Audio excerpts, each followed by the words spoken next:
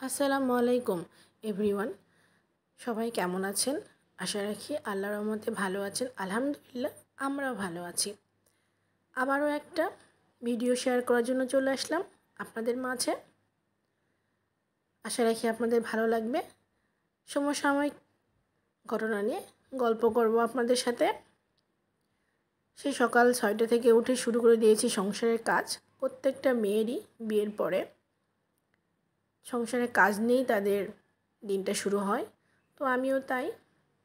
প্রথমে ঘুম ভেঙে উঠেই আমি চলে আসি রান্নাঘরে। রান্নাঘর থেকে আমি আমার দিনটা শুরু করি।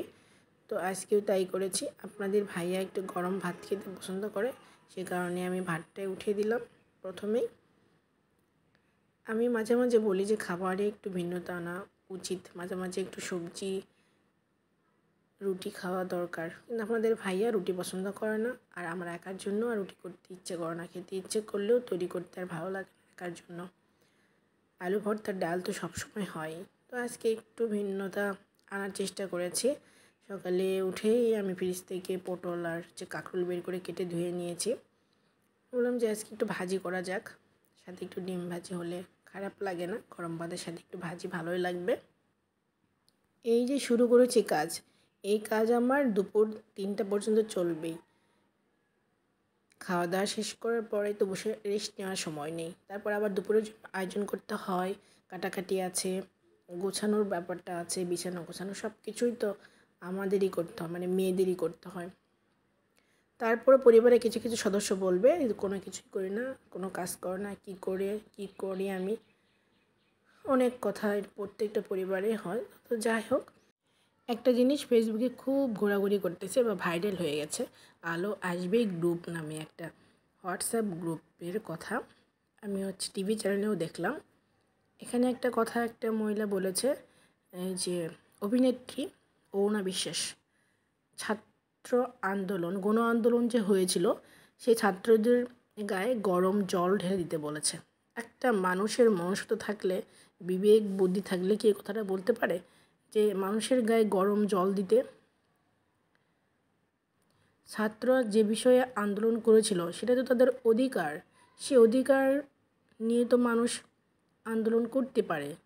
তাই বলে তো তাদের তো মেরে ফেলার তো অধিকার কারো নেই। 300 তো 400 তো তারও বেশি হয়তো বা ছাত্র মারা গেছে, আস্তে আস্তে তো খবর বের হচ্ছে। এদিকে আমি 2টা ডিম, মরিচ, কাঁচা মরিচ, লবণ, পেঁয়াজ দিয়ে মেখে নিলাম। আর এদিকে দেখি যে আমার ভাজিটা অনেকটা সেদ্ধ হয়ে গেছে, একটু নেড়ে চেড়ে দিচ্ছি। একদিকে ভাজিটা হোক, ভাত হয়ে গেছে, ভাতটাকে আমি একদম মার ফেলে দিয়ে রেখে দিয়েছি।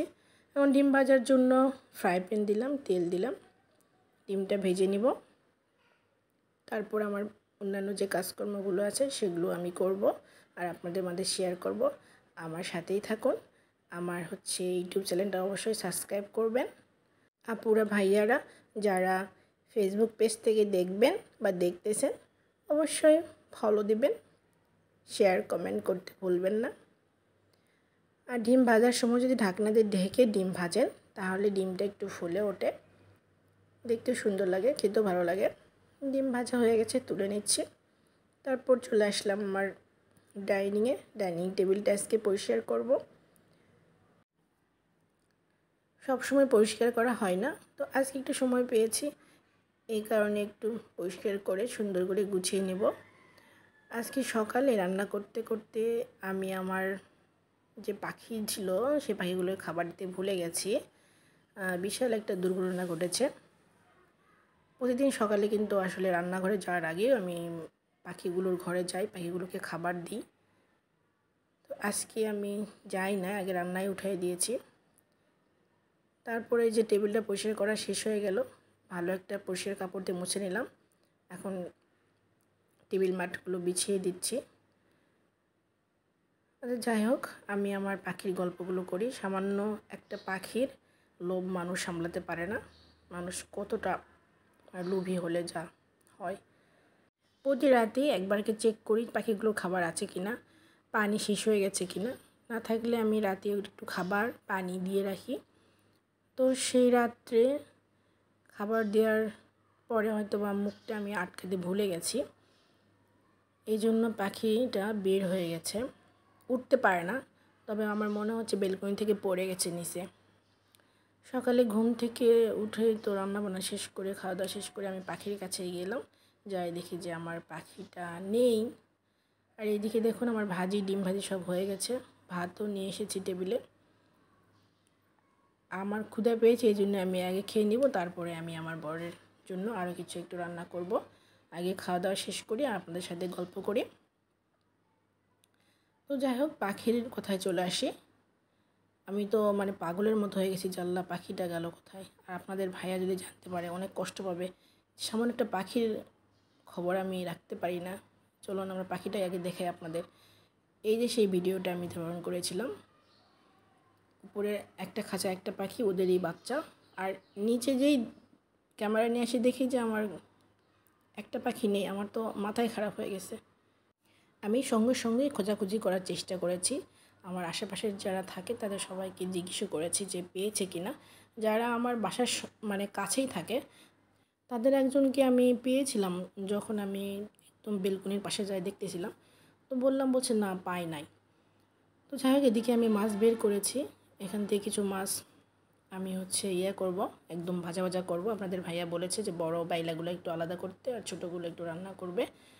তো এইদিকে এই যে আমাদের শাহনাজ কাটাকাটি শুরু করে দিয়েছে, তো মাছ কাটুক। আর আমি বলতেছি যে পাখিটার খোঁজ আমি পেয়েছি, যাকে বলেছিলাম যে লোকটাকে, সে লোকটার ওয়াইফই পরে ডেকে আমাকে পাখিটা দিয়েছে। তো আমি যখন বলি যে আপনার বরকে আমি জিজ্ঞাসা করেছিলাম, সে পাখিটা পায় নাই বলেছে। তো ওই মহিলা বলে আসলে উনি তো জানে না, রাতে পেয়েছে তার ছেলে, আমি জানি, মানে ওই ছেলে আর ছেলের মা জানে, কিন্তু ওর বর জানে না। তো পাখিটার অবস্থা এতটাই খারাপ হয়ে গেছে, আমি তো মানে কান্না করেছি, সত্যিই কান্না করেছি, খুব কষ্ট পাইছিলাম। আর এদিকে শাহনাজ মাছগুলোকে সুন্দর করে বেছে নিয়েছে, একদিকে আলাদা করেছে, একদিকে চিংড়ি মাছ, একদিকে ব্যায়াম মাছ, আর একদিকে বাইলা মাছগুলো আলাদা করেছে। আর এই দেখুন আমার সেই পাখির কি করুণ অবস্থা করেছে দেখুন। বলছে যে রাতে বিড়ালে ধরেছে, সে কারণে লোমগুলো উঠে গেছে। জানি না, সৃষ্টিকর্তা ভালো জানে কি হয়েছে পাখিটার। সামান্য পাখির লোভ কেউ সামলাতে পারে না। পাখিটা দিবে না, লুকিয়ে রেখেছিল। তো যখন পাখি খাওয়ার জন্য ছটফট করতেছিল, কি খাবার দিবে তারা, তখনই আমাকে দিয়েছে, যে আমি খোঁজ করেছি সেটা জানতে পেরেছে। তো সবাইকে আমার এই ছোট্ট ভিডিওটা দেখার অনুরোধ করেই ভিডিওটা শেষ করছি। আল্লাহ হাফেজ।